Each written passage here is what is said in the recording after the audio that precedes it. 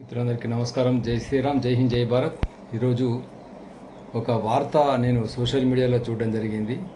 ఆ వార్త చూసిన తర్వాత నాకు చాలా గర్వంగా అనిపించింది. అంటే నా భారతీయ సంస్కృతి ఎంత గొప్పదో అని గర్వంగా అనిపించింది.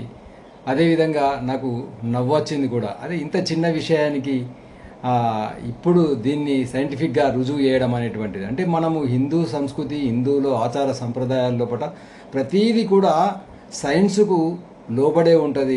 సైన్సు ఖచ్చితంగా అందులో ఉంటుంది, శాస్త్రం అందులో ఉంటుంది, శాస్త్రీయ పద్ధతిలో ఉంటుంది అనేటువంటిది విషయం మరొకసారి రుజువైంది. అయితే ఆ వార్త ఏంటంటే, గుడికి వెళ్ళడం అనేటువంటిది ఒక వర్కౌటు. గుడికి వెళ్ళడం కూడా ఆరోగ్యానికి ఎన్నో లాభాలు ఉన్నాయని చెప్పడం జరిగింది. ఒక ఫిట్నెస్ ట్రైనరు ఈ వ్యాఖ్యలు చేయడం జరిగింది. ఎందుకంటే గుడికి వెళ్ళినప్పుడు ఖచ్చితంగా ఆ గుడికి మనం మెట్లెక్కి వెళ్ళాలి. అంటే ఎత్తు పైన ఉంటాయి చూడండి. ఇప్పుడు విజయవాడ కనకదుర్గ దేవాలయానికి వెళ్ళాలంటే కాలినడకలు వెళ్ళాలంటే మెట్లు ఎక్కాలి. తిరుపతికి కాలినడకలు వెళ్ళాలంటే మెట్లు ఎక్కాలి. కాలినడకలు పోకున్నా బస్సు కార్లో పోయినా కానీ పైకి వెళ్ళడం అనేటువంటిది, అంటే ఏ గుడి అయినా కానీ ఎత్తులో ఉంటుంది. అదేవిధంగా ఆ మెట్లు ఎక్కడం వల్ల మనకు కాళ్ళకు కానీ శరీరానికి ఆరోగ్యము, షుగరు, బీపీ, కీళ్ళ నొప్పులు ఏమీ రావని ఈ ఫిట్నెస్ ట్రైనరు వ్యాఖ్యలు చేయడం జరిగింది. చూడండి ఎంత గొప్పది మన సంస్కృతి అనేటువంటిది. ఈ గుళ్ళు గోపురాలు ఎందుకు అనేటువంటి విమర్శించే వాళ్లకు ఇది ఒక చెంపపెట్టు సమాధానం అని దీనివల్ల మనకు తెలుస్తుంది. అదేవిధంగా గుడి ప్రదక్షిణలు చేయడం వల్ల కూడా పూర్వకాలం నుంచి ఎన్నో యుగాల నుంచి మనం చేస్తున్నాం. గుడి ప్రదక్షిణం చేయడం వల్ల కూడా మనకు అప్రయత్నంగా మనం వాకింగ్ అనేటువంటిది కాలినడకన చేస్తున్నాం.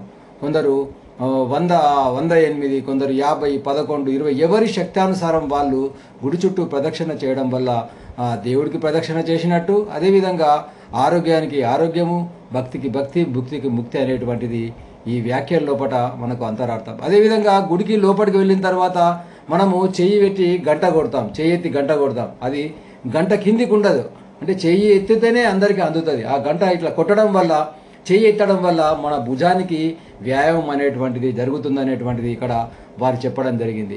అదేవిధంగా మనము బయటకు వెళ్ళిన తర్వాత ఆ గోపురాన్ని ఇట్లా పైకి చూసామనుకోండి, పైకి చూడడం వల్ల మనకు ఆటోమేటిక్గా అప్రయత్నంగా మన మెడకు, మన యొక్క తలకు కూడా వ్యాయామం జరుగుతుందని ఇక్కడ వారు చెప్పడం అనేటువంటిది జరుగుతుంది. చూడండి ఎంత గొప్ప. గోపురాలు ఎందుకు పైన ఉంటాయి, ఈ గోపురం ఎందుకు అన్నప్పుడు ఇది కూడా ఇక్కడ మనకు సమాధానం దొరికింది. గంట ఎందుకు అన్నప్పుడు సమాధానం దొరికింది. గంట కొట్టుడు ఎందుకు అనేటువంటి సమాధానం దొరికింది. మెట్లు ఎందుకు అనేటువంటిది సమాధానం దొరికింది శాస్త్రీయ పరంగా. చూడండి అదేవిధంగా వారు ఏమన్నారంటే, గుళ్ళోపట ధ్యానం చేయడం వల్ల మెంటల్ హెల్త్ బాగుపడుతుంది, మానసిక ఆరోగ్యంగా బాగుపడుతుంది. ఈరోజు ఎంతోమంది డాక్టర్లు, మేధావులు అందరూ చెప్తున్నారు. అంటే మనం పూర్వకాలం మన తాతలు, ముత్తాతలు, మన పూర్వీకులు ఎన్నో యుగాల నుంచి, రాముడి కాలం నుంచి ఈ గుళ్ళు కట్టుకోవడం అనేటువంటిది చూస్తున్నాం. ఈ గుళ్ళు ఎందుకు, ఈ గుళ్ళు గోపురాలు ఎందుకు అనేటువంటి విమర్శకులకు ఈ ఫిట్నెస్ ట్రైనర్ చేసినటువంటి వ్యాఖ్యలు నాకు చాలా గర్వంగా అనిపించింది. నా యొక్క ఆలయాల సంస్కృతి ఎంత గొప్పది అనేటువంటిది ఈ ఒక్క విషయంలోనే, అంటే మన ఆరోగ్యపరంగా ఎంత దూరం ఆలోచించి ఈ గుళ్ళు నిర్మాణం చేశారనేటువంటి దానికి ఇది కేవలం ఈ గుళ్ళ వల్ల ఇది కొంతవరకు లాభం, ఇంకా చాలా లాభాలు ఉన్నాయి. అవి మరొక వీడియోలో తెలుసుకుందాం. కాబట్టి నా సంస్కృతి గొప్పదనం అనేటువంటిది గర్వంగా అనిపించింది ఈ వ్యాఖ్యల వల్ల. అదేవిధంగా ఇంత చిన్న విషయము ఇప్పుడు కనుగొనడమా అనేటువంటిది, దాన్ని వార్త చూసి నవ్వు కూడా వచ్చింది. కాబట్టి అల్టిమేట్గా ఏది ఏమైనా కూడా నేను భారతీయుని, నా సంస్కృతి గొప్పది అనేటువంటి దానికి నాకు చాలా గర్వంగా ఉంది. కాబట్టి ఈ వీడియో మీకు నచ్చినట్టయితే 10 మందికి షేర్ చేయండి, ఛానల్ను సబ్స్క్రైబ్ చేయండి. దేశం కోసం, ధర్మం కోసం. జై శ్రీరామ్, జై హింద్, జై భారత్.